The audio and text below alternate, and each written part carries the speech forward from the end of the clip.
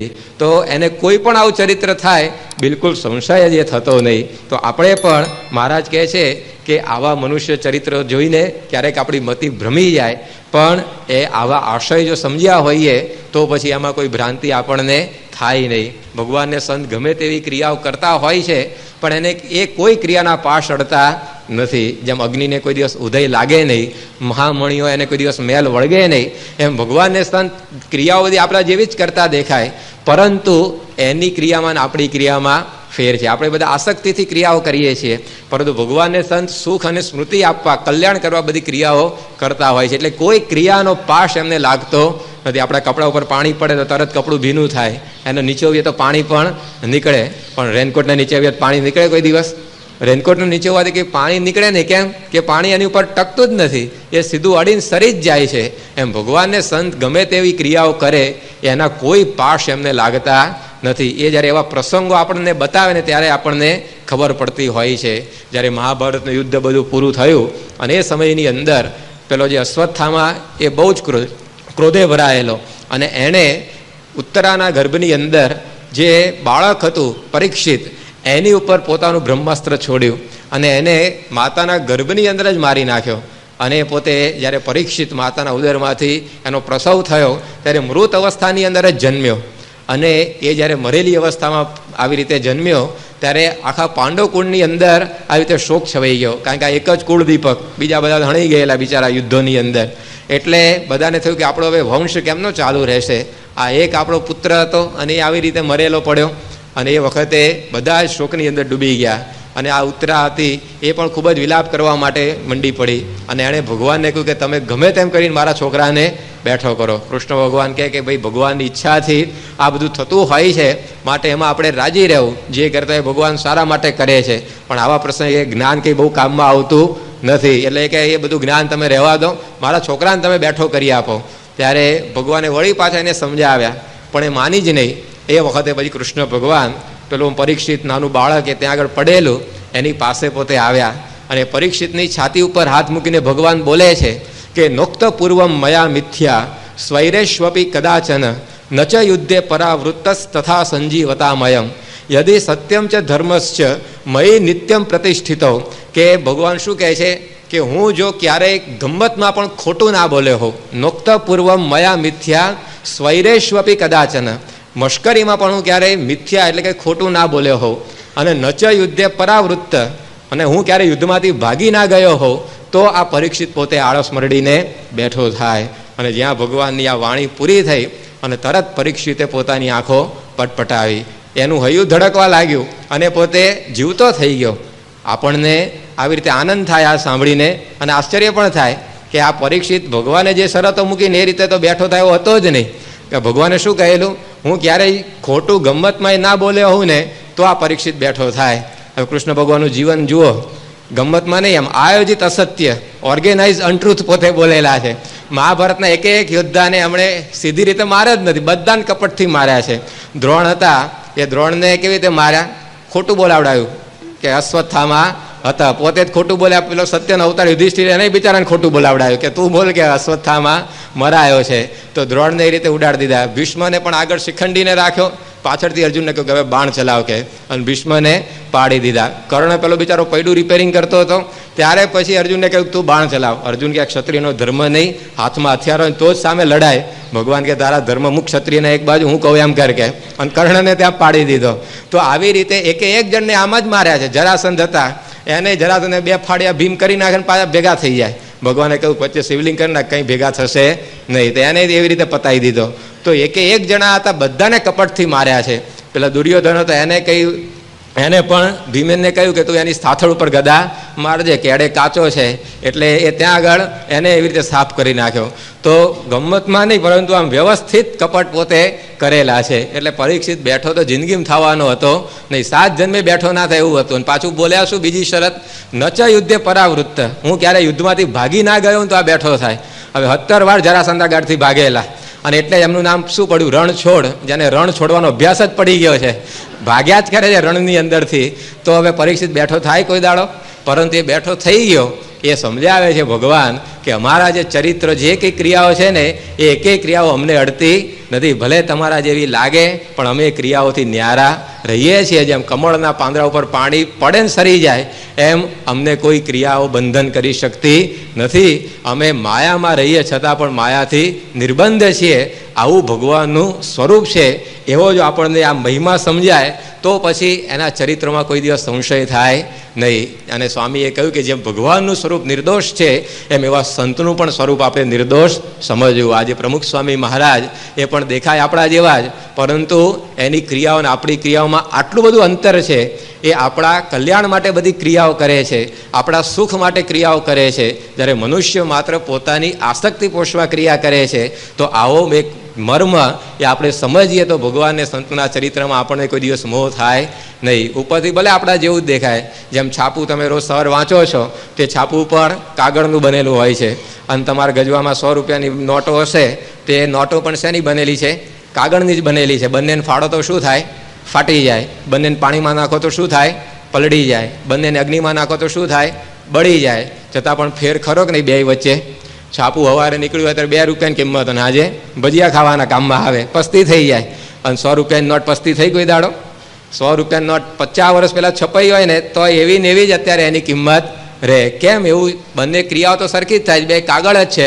પણ પેલી નોટ ઉપર ગવર્નરનો સિક્કો વાગી ગયો, ભારત સરકારનો સિક્કો વાગી ગયો, એટલે એની કિંમત કોઈ દાડ ઓછી થાય નહીં. એમ પ્રમુખ સ્વામી મહારાજ ઉપર સહજાનંદ સ્વામીએ સિક્કો મારી દીધો છે કે આની અંદર અમે અખંડ રહ્યા છીએ. માટે ભલે આપણા જેવા દેખાય પણ આવો આપણે એ મનુષ્ય ભાવ એમાં લાવવો નહીં. ઘણીવાર આપણને મનુષ્ય ભાવ ક્યારે આવે? આપણા સંકલ્પો પૂરા થતા ત્યાં સુધી વાંધો ના આવે. સ્વામી આશીર્વાદ આપે દીકરો થઈ જાય, સ્વામી આશીર્વાદ આપે નોકરી મળી જાય, સ્વામી આશીર્વાદ આપે મકાન વેચાઈ જાય, તો આમ સ્વામી દિવ્ય જ લાગે કે સ્વામી એટલે સ્વામી કે.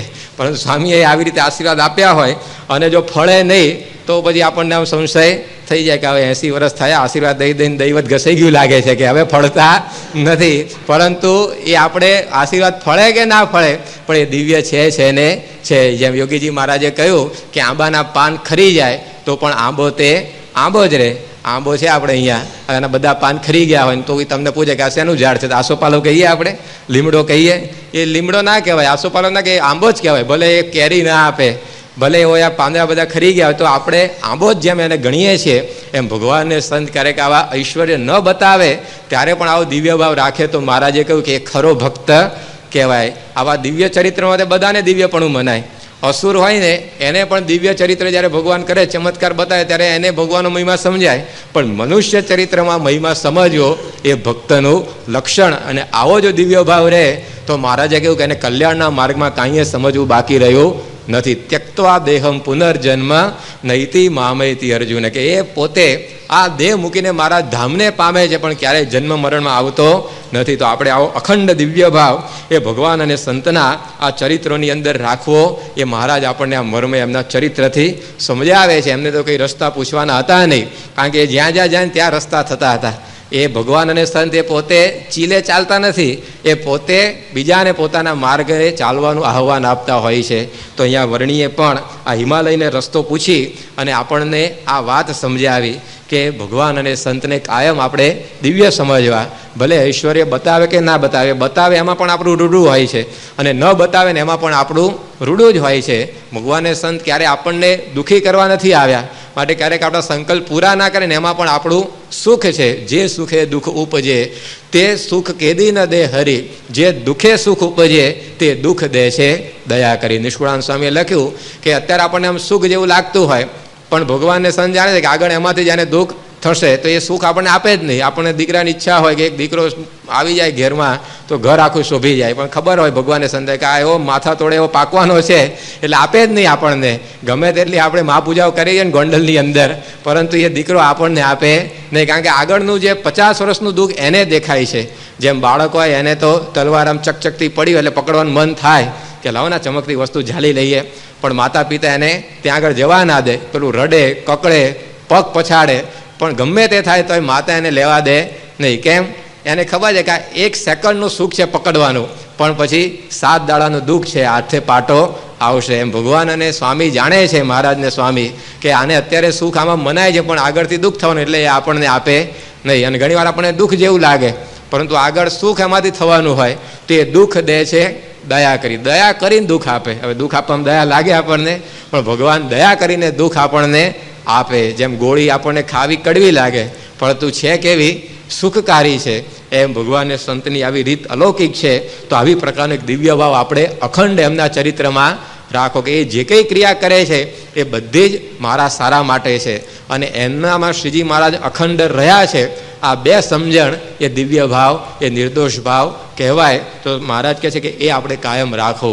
પહેલાંના જમાનામાં જ્યારે ઇંગ્લેન્ડમાં રાજાઓ એ રાજ્ય કરતા ત્યારે એક રાજ્યમાં કાયદો જ કરવામાં આવેલો. શું કાયદો કે કિંગ ડઝ નો રોંગ, આવું એની પ્રજાએ માની જ લેવાનું. જે કંઈ ઇંગ્લેન્ડની પ્રજા હોય એને શું માનવાનું કે અમારો રાજા કોઈ દિવસ ખોટું કરે નહીં. હવે કેટલાય ફેલ ફતુરથી ભરેલો હોય એવો યા તો ખોટા સિવાય કશું ના કરતો હોય, તો પણ પ્રજાને આવું માનવાનું જ કે કિંગ ડઝ નો રોંગ. પરંતુ આપણે આ સત્સંગમાં પણ આ જ સમજવાનું છે કે સ્વામી ડઝ નો રોંગ. ભગવાનને સંત ક્યારેક કોઈ ખોટી ક્રિયા કરતા, જે કંઈ કરે મારા સારા માટે જ કરતા હોય. હવે એ તો આમ ભૂલે ચૂકે કોઈ ખોટું નથી કરતા, નિયમ ધર્મનો ભંગ વગેરે, પરંતુ છતાં પણ આપણને ક્યારેક આવા સંકલ્પ પૂરા ના થાય ત્યારે મનુષ્ય ભાવ આવી જાય. પણ આપણે આવી ગાંઠ એક વાળવાની આ સત્સંગમાં કે સ્વામી ડઝ નો રોંગ. એટલું જ નહીં, એનાથી પણ આપણે તો આગળ જવાનું કે સ્વામી સ્પીક્સ નો રોંગ. સ્વામી કોઈ દિવસ ખોટું બોલે પણ નહીં. અને એથી પણ આગળ સ્વામી થિંક્સ નો રોંગ. સ્વામી કોઈ દિવસ ખોટું વિચારે પણ નહીં. આવો દિવ્ય ભાવ એ આપણને જો આ ભગવાનને સંતમાં રહે તો મહારાજે વચનાવતમાં કહ્યું કે એ પણ પોતે નિર્દોષ થઈ જાય. તો આ દોષો ટાળવાનું એક અતિ ઉત્તમ સાધન એ દિવ્ય ભાવનું અહીંયા એ વર્ણિ એમના ચરિત્રથી આપણને સમજાવી રહેલા છે. અને ત્યાર પછી હિમાલયે એમને માર્ગ બતાવ્યો કે તમારે પુલહાશ્રમ જવું છે તો આ સામે જે કાળો પર્વત અને ધોળો પર્વત, શ્વેતગીરી અને આવી રીતે શ્યામગીરી, આ બે પર્વતો એની વચ્ચે આ જે ગુફા છે એમાંથી જે ધસમસતો પ્રવાહ આવી રહ્યો છે એમાં તમારે સામે પૂરે જવું પડશે. અને ગુફાને તમે પાર કરશો પછી આ બે પર્વતોની ખીણમાં ચાલતા ચાલતા એ તમે પુલહાશ્રમ સુધી પહોંચી શકશો. આવી પ્રકારનો આ રસ્તો હિમાલય બતાવ્યો, પરંતુ એ રસ્તો બહુ વિકટ હતો. બે એવા ઊંચા પર્વતો બે બાજુ ઉભેલા છે, વચ્ચે આવી રીતે ધસમસતો નદીનો પ્રવાહ આવી રહ્યો છે. સામે પૂરે વર્ણીને જવાનું છે અને મગરો અને અનેક માણસ ખાવ જળચરોથી એ આખી નદી ભરેલી છે. પરંતુ વર્ણિની નિર્ભયતા એ આપણને અહીંયા દેખાય છે. એમણે પોતે એ ગુફાની અંદરથી જે પાણી નીકળતું હતું એની અંદર ચાલવા માંડ્યું. અંધારી ગુફાની અંદર આખી રાત વર્ણિ પોતે એ સામે પૂરે ચાલ્યા. કોઈ મગરો વગેરેનો ત્રાસ એમના અંતરની અંદર વર્તાતો નથી. અને આવી પ્રકારના આવી રીતે વર્ણિ ચાલ્યા જ જાય છે. અને સવાર પડતા એ ગુફાને એમણે પાર કરી દીધી. અને સામે એમને બે મોટા પર્વતો, આ કાળો પર્વત ને ધોળો પર્વત દેખાયા. એવું કહેવાય છે કે આ બે પર્વતો વચ્ચેની જે ખીણ છે એ દુનિયાની ઊંડામાં ઊંડી ખીણ એ મનાય છે. The Himalayas A journey two Nepal નામનું એક પુસ્તક ટાકેહિડે કામાચી નામના એક લેખકે લખેલું છે. એની અંદર એણે વર્ણન કર્યું છે કે આ જે ખીણ છે એ દુનિયાની ઊંડામાં ઊંડી ખીણ છે. બંને બાજુ 21,000 ફૂટ ઊંચા પર્વતો અને એની વચ્ચેનો આ રસ્તો, એની અંદર આ વર્ણિ પોતે ચાલે છે. ચારે બાજુથી આ બરફની વર્ષાઓ થઈ રહેલી છે. મુશળધાર વરસાદ એ પડી રહેલો છે. ધસમસતા પૂર બધા આવી રહેલા છે. જળચર આવી રીતે પ્રાણીઓ બધા એમના પગની આજુબાજુથી પસાર થઈ રહેલા છે. શરીર ઉપર એક કોપીન સિવાય કોઈ બીજું વસ્ત્ર નથી. પગની અંદર કોઈ પગરખા નથી. અને આવા વાતાવરણની અંદર આવી રીતે વર્ણિ એ પોતે પસાર થઈ રહેલા છે. એમની દેહાતીત સ્થિતિનો આપણને ખ્યાલ આવે કે કેટલું બધું આવી રીતે પોતાના આત્માનું એમને અનુસંધાન હશે. બાકી ભલભલાની છારે આવા પ્રદેશમાં જતા કે જ્યાં કોઈ માણસ દેખાય નહીં, જ્યાં ઘણી વાર તો ધસી આવતી, એવા પ્રદેશની અંદર આ વર્ણિ પોતે એકલા ચાલી રહેલા છે. અને એમ કરતાં કરતાં એ પોતે આ પુલહાશ્રમની વાટે જ્યારે જઈ રહેલા છે ત્યારે રસ્તાની અંદર આ વર્ણિને 500 દિગંબર બાવાઓની એક જમાત મળી. આ બધા યોગભ્રષ્ટ આત્માઓ દુર્વાસનાના શાપને લીધે આ પૃથ્વી ઉપર આવેલા અને આ પ્રદેશની અંદર રહીને એ બધા અષ્ટાંગ યોગની સાધના કરતા હતા. અને વર્ણિના દર્શનથી એ બધા ખૂબ જ આનંદની અંદર આવી ગયા. અને એ વર્ણિના દર્શનથી એમને કૃતાર્થતાનો અનુભવ થયો. અને વર્ણિ એમને પૂછ્યું કે તમે બધા કોણ છો અને અહીંયા શા માટે રોકાયા છો? ત્યારે એમણે કહ્યું કે પ્રભુ, અમે દુર્વાસાના શાપને લીધે અહીંયા આવ્યા છીએ અને આ બધું અહીંયા સાધના બધી કરીએ છીએ, અષ્ટાંગ યોગ અમે બધાએ સિદ્ધ કર્યો છે અને અમે બધા આવી રીતે પલાટ સમાધિ પણ લગાવી શકીએ છીએ, પરંતુ આપના દર્શનની ઈચ્છા એ ઘણા બધા સમયથી થઈ. હવે આપના દર્શન થયા છે તો તમે અમારું કલ્યાણ થાય એવું કંઈક અમને કરી આપો, કારણ કે ભગવાનની કૃપા વિના અષ્ટાંગ યોગ સાધવાથી પણ કલ્યાણ તો થતું નથી, માટે તમે અમને કલ્યાણનો માર્ગ કંઈક બતાવો. ત્યારે વર્ણી કહે છે કે તમે બધા અષ્ટાંગ યોગ સિદ્ધ કરેલો છે, પરંતુ એના કરતાં પણ ભગવાનને મેળવવાનો એક ઉત્તમ યોગ હું તમને બતાવું છું. આવો અષ્ટાંગ યોગ તમે સિદ્ધ કર્યો, પરંતુ એની અંદર તો તમને તમારી સિદ્ધાઈનો ગર્વ આવશે કે મેં આવો અષ્ટાંગ યોગ સાધ્યો છે, હું સમાધિ કરી શકું છું, આવો ગર્વ તમને કોઈક દિવસ પાડશે. પરંતુ એનાથી પણ ઉત્તમ માર્ગ એ છે, પ્રાણને રૂંધીને તમે સમાધિ કરો છો, પણ ભગવાનની મૂર્તિમાં પોતાના મનની વૃત્તિને પરોવી અને પછી અખંડ ભગવાનનું ચિંતન કરવા રૂપી જે યોગ છે એ કલ્યાણનું સરળમાં સરળ સાધન છે. આ વાત વર્ણી આ બધા બાવાઓને સમજાવે છે કે આ અષ્ટાંગ યોગની સમાધિથી કાંઈ ફાયદો થતો નથી. નારદજીને અષ્ટાંગ યોગની સમાધિ હતી, છતાં પણ પોતે જ્યારે વિષયો સામે આવ્યા ત્યારે સ્થિર રહી શક્યા નહીં. એકવાર એક રાજા શીલનિધિ હતા, એની કન્યા માટે સ્વયંવરનું આયોજન થયેલું. કન્યા માટે આવ્યા પોતે એક યોગ્ય પતિ શોધતો હતો. હવે એ સમયમાં જ ફરતા ફરતા નારદજી ત્યાં આગળ આવી ગયા અને નારદજી જેવા મોટા મહાત્મા આવ્યા એટલે પછી આ રાજાને થયું કે આ નારદજીને જ આપણે હાથ બતાવીએ કન્યાનો, કે મુહૂર્ત્યો કોણ યોગ્ય છે આના માટે. એટલે નારદજીની પાસે કન્યાને લઈ આવ્યા અને નારદજી આમ હાથ પકડીને જોયો અને નારદજી કે મુહૂર્ત્યો તમારી આમે જ છે કે આના માટે? મારા જેવો કોઈ યોગ્ય મુહૂર્ત્યો મળે એવો છે નહીં. પેલો રાજા બિચારો મૂંઝવણમાં પડી ગયો કે આ નારદજીને તો ના પડાય નહીં અને 80 વર્ષનું બધું ડાચા બાચા બેહી ગયા છે ને એને કેમ મારી 20 વર્ષની કન્યા આપવી? એટલે એને થયું કે આ કરવું શું હવે? એટલે એણે કહ્યું કે જુઓ કે અમે તો રાજા કહેવાઈએ, એટલે સ્વયંવરનું અમારે આયોજન કરવું પડે. તમે સ્વયંવરમાં આવજો અને એમાં જો મારી કુંવરી તમને વરમાળા પહેરાવે તો તમે એના ધણી. નારદજીને થયું કે આમાં સ્વયંવરમાં તો આપણો ગજ ક્યાં વાગે? ત્યાં તો બધા રૂપવાન રાજાઓ આવે, શક્તિશાળી રાજાઓ આવે અને આપણે તો હવે 80 વર્ષે પહોંચી ગયા છે અને આપણને તો કંઈ વરમાળા ત્યાં પહેરવાનો કંઈ સ્કોપ છે જ નહીં. છતાં પણ આમ એકવાર પેલો જે લેધર કરંટ લાગી ગયેલો ને એટલે નારદજીને આમ પરણ્યાનું તો મન થઈ ગયું, કારણ કે આમ પેલો સ્પર્શ થઈ ગયો હતો ને લેધર કરંટ પણ લાગતા હોય ઘણીક વાર. તો આવી રીતે એટલે મહારાજે ત્યાગીને કહ્યું કે સ્પર્શ પણ કરવો નહીં, કારણ કે એમાંથી બધા પતન થઈ જાય. મંદિરોમાં અડધી ગુરુથી બહાર એટલે જ હોય છે, મહારાજે દર્શન દ્વાર જુદા રાખ્યા છે એટલે વાંધો જ નહીં, પરંતુ આવી પ્રકારના લેધર કરંટ બધા લાગી જાય. એટલે નારદજીને થયું કે હવે કરવું શું? આ ગમે તેમ કહીને કુંવરી તો મેળવી જ છે. દ્રઢ નિશ્ચય કરી લીધો. એટલે ગયા ભગવાન પાસે અને ભગવાનને કહ્યું કે ભગવાન તમે મને રૂપ આપો. ભગવાન કે કેમ હતા 80 વર્ષે રૂપ માગો છો? તમે કે માથાકૂટ ના કરો, રૂપ આપી દો કે પછી વાત હું પછી તમને કરીશ કે. ભગવાને કહ્યું કે તથાસ્તુ. પણ નારદજી જાણી ગયેલા કે મારો ભાણો છે ને પર્વત, એવો એ પાછો આવવાનો સ્વયંવરની અંદર અને એને જો આ વરમાળા પહેરાવી દેશે ને તો વળી પાછો આપણો નંબર જતો રહેશે. એટલે એણે કહ્યું ભગવાન મને રૂપ આપો એનો વાંધો નથી, પણ પેલો જે મારો ભાણો આવે ને એને આવી રીતે આંકડા મારે પાડવો નથી. તમે રૂપ આપતા નહીં. લો પોતે ખાડામાં પડવા તૈયાર થઈ ગયો છે, પેલા કે પાડતા નહીં કે. અને આ રીતે પછી કહ્યું ભગવાને એને તથાસ્તુ કે કાંઈ વાંધો નહીં, ના ખાતા નારદજીએ કહ્યું અને મારું વાંદરાનું કરી દેજો. ભગવાન કે તથાસ્તુ. પછી એનો ભાણો આવ્યો નારદજીનો, એણે કહ્યું કે જુઓ કે કાલે આ શીલનિધિની કુંવરીનો માટે આમ મને મિસ્ટર યુનિવર્સ જેવો કરી નાખો કે, અને મને આ કન્યા મળે એવું તમે કરી દો. પણ મારો મામો છે ને એ ગઈડે ગઢ પણ એને પરણવાના કોડ જાગ્યા છે, એટલે એને હું ખાડામાં પડતો જોઈ શકું એમ નથી, માટે એનું મુખ તમે વાંદરાનું કરજો. એટલે બીજા છાનો માનો ભગવાન ભજીએ કે ગઈડપણમાં. ભગવાને કહ્યું તથાસ્તુ. બંનેને તથાસ્તુ કહી દીધું અને 2 જણા આવી રીતે વાંદરાને મોઢા લઈને સ્વયંવરમાં આયા, કારણ કે તથાસ્તુ બંનેને કહ્યું હતું. પેલાને વાંદરાનું કરજો તો એને તથાસ્તુ કહેલું, નાને જ કહેલું, એટલે વાંદરાના થઈ ગયા હતા 2 જણના.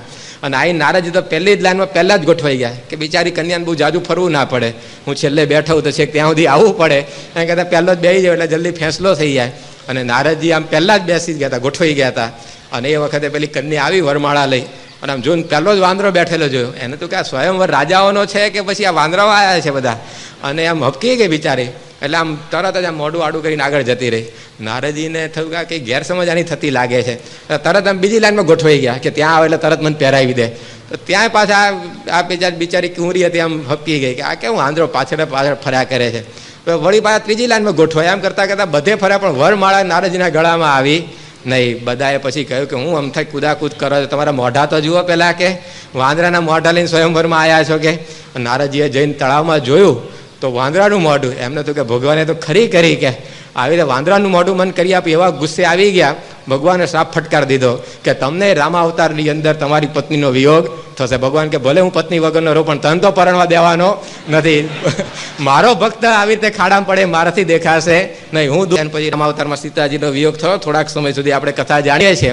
પરંતુ જો આ અષ્ટાંગ યોગની સમાધિ નારદજીને થતી પણ સામે તો લેવાઈ ગયા. તો મહારાજે વર્તાના 20મા વચન 17મા વચનામૃતમાં પણ આવી વાત આવે છે કે નિર્વિકલ્પ સમાધિ કરીને પણ અંતરના રાગ ઓછા થતા નથી. એના કરતાં તો આ ભગવાનની સ્મૃતિરૂપી જે યોગ છે ને એ યોગ આપણે સાધવો, કે ભગવાનની નિરંતર સ્મૃતિ રહે, સંતના ચરિત્રોની નિરંતર સ્મૃતિ રહે. એનાથી ધીમે ધીમે ધીમે ભગવાનને સંત એટલે જ ચરિત્રો કરે છે આ પૃથ્વી ઉપર આવીને. જુદા જુદા જે ચરિત્રો કરે છે સ્વામી અત્યારે, તો એનો હેતુ એ છે કે આપણને એની સ્મૃતિ થાય. સ્વામી રંગોત્સવની અંદર રંગ ઉડાડે તો એ આપણને મનની અંદર વસી જાય કે ભાઈ આ રીતે રંગ ઉડાડેલો ને આપણી પર આવો રંગ પડેલો. અથવા તો ભાઈ સભાની અંદર પણ સ્વામી એવી રીતે બધા લટકા કરતા હોય તો એ શાના માટે છે? એમને કેવા શોખ નથી, પરંતુ આપણને એની સ્મૃતિ રહી જાય અને એ સ્મૃતિએ કહીને આપણું કલ્યાણ થાય. તો મહારાજ એને રાજયોગ કહે છે. રાજયોગ એટલે રાજ એટલે શ્રેષ્ઠ, ભગવાનની સાથે યોગ એટલે કે જોડાવું. તો ભગવાનની સાથે જોડાવામાં શ્રેષ્ઠ સાધન એ મહારાજે આ બતાવ્યું. પ્રથમના 25મા વચનામૃતમાં કહ્યું કે અષ્ટાંગ યોગની સમાધિથી જેમ આવી રીતે ભગવાનની સાથે જોડાણ થાય છે, એવી જ રીતે નિરંતર ભગવાનની સ્મૃતિ, એનાથી પણ આપણે ભગવાન સાથે જોડાઈ શકીએ છીએ. અને સરળ ઉપાય છે અને સબળ ઉપાય છે, કારણ કે એમાં કંઈ કઠણ ના પડે. અષ્ટાંગ યોગ સાધો તો કેટલો પ્રાણાયામ, પ્રત્યાહાર, ધ્યાન, ધારણા અને સમાધિ, 8 અંગ છે એમના. હવે એમાં ખાલી એક આસનનો વિચાર કરો તો એક અંગ સિદ્ધ કરવું કેટલું પડી જાય. કે 64 પ્રકારના આસનો થયું ક્યારે કહેવાય?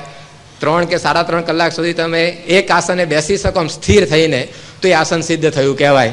હવે આ પલાઠી વાળીને આપણે બેસીએ છીએ ને સુખાસન કહેવાય. હવે એમાં 3.5 કલાક સુધી હાલ્યા ચાલ્યા વગર બેસી રહેવાય એવું છે આપણાથી? અને કદાચ બાકી છે. અને એવા 64 સિદ્ધ થાય તો પાછું 7માં 8માંથી એક જ અંગ સિદ્ધ થયું, પાછા 7 તો બાકી જ રહે બીજા, અને એ તો પાછા આનાય માથે ચડે એવા આવે છે. તો એ સિદ્ધ થાય એવું નથી. અને થાય કદાચ તો એ પાછા વિષયથી તો બચી શકે એમ છે જ નહીં. નારાયણજીની જેવી જ દશા થાય પાછી. એટલે મહારાજે કહ્યું કે ભગવાનની સ્મૃતિ આપણે નિરંતર કરવી, એનાથી આ બધા કલ્યાણ એ આપણા થતા હોય છે. તો આ માર્ગ આપણને બતાવ્યો. આજે ભગવાન સ્વામિનારાયણ આ પૃથ્વી પર પધાર્યા, સ્વામીશ્રી અને ગુણાતીત પરંપરા પધારી, એનો હેતુ આ છે કે આપણને આ ચરિત્રો દ્વારા એની સ્મૃતિ રહી જાય. પ્રથમના 3જા વચનામૃતમાં મહારાજે કહ્યું કે અમે મોટા મોટા ઉત્સવ કરીએ છીએ, જન્માષ્ટમી, એકાદશીના આવી રીતે સમૈયાઓ કરીએ છીએ. એનો હેતુ શું છે? અંતકાળે કોઈક જીવને એની જો સ્મૃતિ થઈ જાય તો એનું અતિ રૂડું થાય, એ ભગવાનના ધામમાં જાય. એના માટે કે આ બધી ચરિત્રોને આ બધી લીલાઓ છે. તો આપણે આવો અભ્યાસ રાખો. સ્વામીના દર્શન તો આપણે ઘણા કરીએ છીએ, ખૂબ જ લાભ લઈએ છીએ, પણ પછી એનું મનન કરવાની અંદર આપણે બધા કાચા પડીએ છીએ. લાભ લેવા માટે આપણે કેટલી દોડાદોડ કરીએ, કેટલું બધું કામ એડજસ્ટ કરીને વહેલા સભામાં બેસી જઈએ, અથવા તો વરસતા વરસાદમાં પણ એક ઝાંખી થતી હોય તો આપણે ઊભા દર્શન કરી લઈએ. પણ તે દર્શન કર્યા પછી આપણે એની સ્મૃતિ કરી કે નહીં, તો પછી એની અંદર આપણે કાચા પડીએ છીએ. આજે આ મંદિરમાં આપણે રોજ દર્શન કરવા આવીએ છીએ, પણ આ મંદિરમાં સ્વામીના કેટલા બધા દર્શન આપણે અત્યાર સુધી કર્યા છે. આ સભામંડપમાં કર્યા હશે, ઉપર એમના ઉતારામાં કર્યા હશે, મંદિરમાં કર્યા હશે, જન્મ જયંતિ થઈ ત્યારે અહીંયા બેસીને સ્વામી આશીર્વાદ આપેલા એ પણ ઘણા સાંભળ્યા હશે. પણ મંદિરમાં આવીએ ત્યારે એક ચરિત્ર સ્વામીનું રોજ આપણે યાદ કર્યું હોય એવું કેટલા દિવસ બન્યું? ઉપર ઠાકોરના દર્શન કરીએ છીએ ત્યારે સ્વામીએ આ રીતે અહીંયા આરતી ઉતારેલી, કે આ રીતે ઠાકોરના દર્શન કરેલા, કે આ રીતે દંડવત કરેલા, એ આપણે સ્મૃતિ કરી તો એ આપણે કરી શકતા નથી. આ સભામંડપમાં કેટલું બધું સ્વામીએ સુખ આપ્યું છે બિરાજીને. બાળકોના કાર્યક્રમ થતા હોય, કિશોરોના કાર્યક્રમ થતા હોય, યુવકોના કાર્યક્રમ થતા હોય, તો કેટલું બધું સ્વામી આપણને સુખ આપે છે, આશીર્વાદ આપે છે. પરંતુ એની સ્મૃતિ આપણે આ સભામંડપમાં પધાર્યા ત્યારે એકવાર પણ દિવસમાં થઈ. તો આવી પ્રકારે આ સ્મૃતિનો અભ્યાસ આપણે જો રાખીએ ને તો ધીમે ધીમે આ રાગ બધા ઓછા થાય. સ્વામીએ લખ્યું કે અંતરમાં ભજન કરતા શીખવું, એણે કરીને વિષયના રાગ ઓછા થાય છે. તો સંત આના માટે બધા ચરિત્રો કરે છે, આપણે એની સ્મૃતિ કરવાની છે.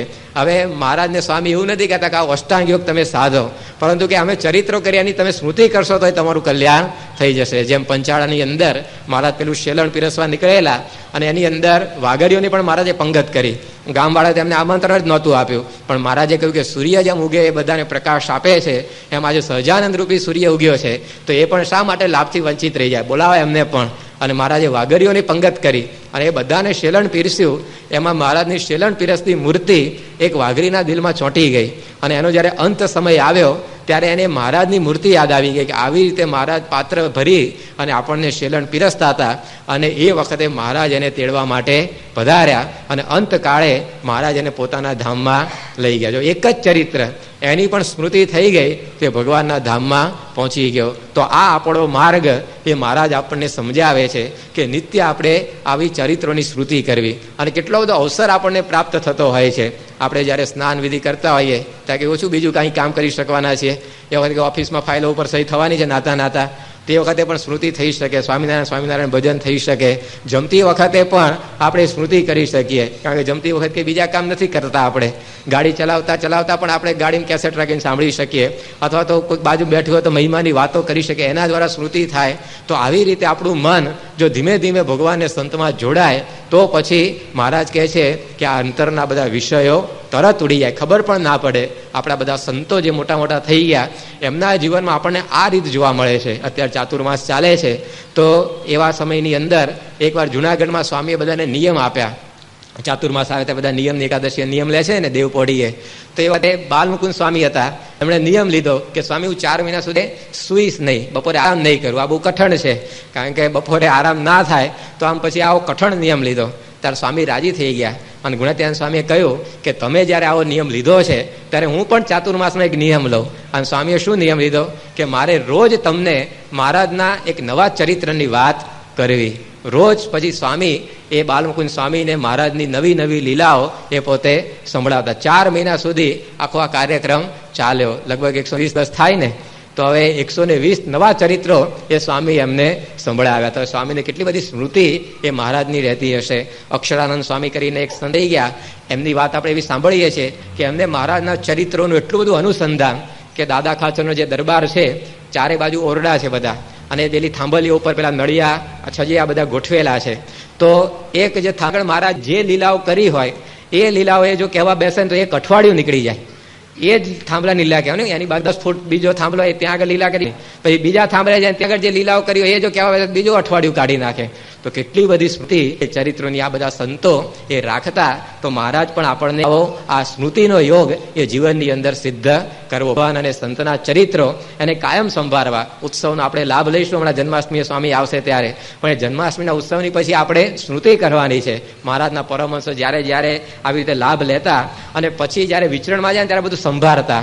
એનું બહુ સુંદર વર્ણન ભક્ત ચિંતામણીમાં લખ્યું છે કે જે લીલા કીધી ભગવાને સંત ચિંતવે તે નિત્ય ધ્યાને, કે રોજ પૂજા કરવા બેસે સંતો ત્યારે એક મહારાજનું ચરિત્ર એ પોતે સંભાળે, એક ચરિત્ર પૂજા વખતે. અને એમ કરતા કરતા બધું આવી રીતે ચિંતવતા. પછી સંત ચાલ્યા સહુ મળી, કરતા વાત વાલમની વળી, એક કહે સુણો મુનિ સાથ, કેવા રમતા તા નટવર નાથ, એક કહે કે લીધી તી રમતા ઢાલ, એક કહે સુણો સંત વળી, કેવો નાખતા તા રંગ વળી, એક કહે સુણો મુનિ રાજ, કેવા શોભતા તા મહારાજ, એક કહે જુઓ ને સંભારી, કે નાખતા તા પિચકારી, એક કહે લટકાળો લાલ, કેવો ઉડાડતા તા ગુલાલ, એક કહે માહો માહી મળી, કેવો રહ્યો તો રંગડો ઢળી. તો આ રીતે રંગોત્સવ પૂરો કરી પછી જાય તો આવી સ્મૃતિ કરતા કરતા એ પોતે જતા. આપણે રંગોત્સવનો લાભ લઈને પછી ગાડીમાં બેસીએ તો કે કેટલો સ્કોર થયો આજે, કે મેચ ચાલતી હતી આમાં, તરત એની જ વાત કાઢીએ. અને પછી સ્મૃતિ આટલી બધી સ્વામી આપી છે તો એને વાગોળવાની છે. જેમ પશુ હોય એક સાથે બધું ખાઈ જાય, પછી શું કરે, બેઠું બેઠું એ પોતે વાગોળે, અને પછી જે આમ રગની અંદર બધું પ્રસરી જાય એ મજબૂત પોતે બને. એમ આપણે પણ સ્વામી લાભ આપે અહીંયા 15 દાડા ત્યારે લઈ લેવો બધો, અને પછી એને જ્યાં સુધી ફરીવાર ના આવે ત્યાં સુધી વાગોળવો કે આવી રીતે સ્વામી આશીર્વાદ આપેલા, આવી રીતે વોકિંગ કરતા હતા, આવી રીતે વાત કરેલી, આ વાત કરેલી. તો પછી નિરંતર આપણી વૃત્તિ એ ભગવાન અને સંતની અંદર એ રહેતી હોય છે. તો આ વાત આ બધા બાબાઓને મહારાજે સમજાવી અને મહારાજે કહ્યું કે તમને અમારો યોગ થયો છે તો આવતો જન્મ એ તમારો આ સત્સંગમાં થશે અને તમને અમારો પ્રગટપણે આવી રીતે સંબંધ થશે અને એના પ્રતાપે તમે બધા અક્ષરધામની અંદર જશો. માટે આજથી આ મૂર્તિનું તમને દર્શન થયું છે તે મૂર્તિને તમે નિત્ય સંભાળતા રહેજો, કારણ કે અષ્ટાંગ યોગની સમાધિથી કાંઈ કલ્યાણ થતું નથી. તો આવી રીતે આ યોગીઓને ભગવાને સાચો માર્ગ કલ્યાણનો બતાવ્યો અને હવે ત્યાંથી એ પોતે પુલહાશ્રમ તરફ એ પોતાના ચરણ ઉપાડે છે અને ત્યાં જઈને અતિ કઠિન તપ, હજી સુધી આપણે જોયું ના હોય, સાંભળ્યું ના હોય એવું ઉગ્ર તપ એ વર્ણી પોતે 12-13 વર્ષની કુમળી વયે જે શરૂ કરે છે. એમના એ તપની એ વિશેષ વાતો, એમના વિશેષ ચરિત્રો એ આપણે આવતીકાલે સાંભળીશું. સહજાનંદ સ્વામી મહારાજની જય. સ્વામી નારાયણ નારાયણ નારાયણ.